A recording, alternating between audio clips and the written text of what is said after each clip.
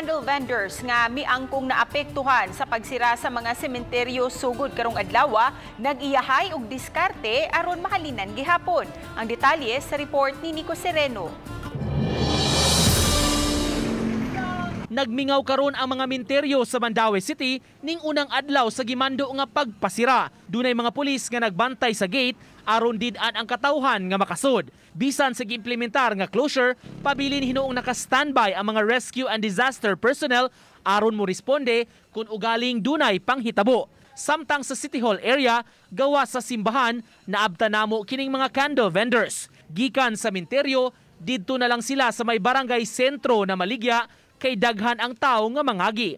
Bisan sa kainit sa adlaw, nagkugi sila sa pagpanghanyag sa panghinaot nga kahalinan. Diri ko na ninda gapon, halinaw og 200 diri gapon. 200 nya hapit kog bugas, ya sudan.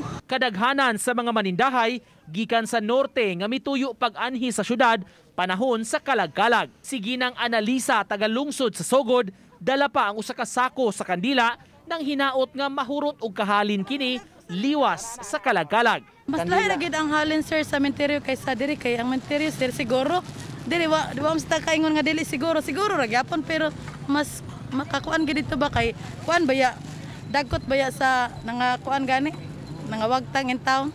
Kaganiha malipayon ang mga manindahay kay lakip sila sa nakabenepisyo sa pagkamanggihatagon sa kaparian nga nagduma sa eskwelahan sa barangay sentro. Sa gilusad nila nga community pantry, nag-apod-apod sila og mga food packs nga dunay say sulod nga mga hygiene kits. Uban ni Godfrey Relien, Nico Sereno, Balitang Bisdak.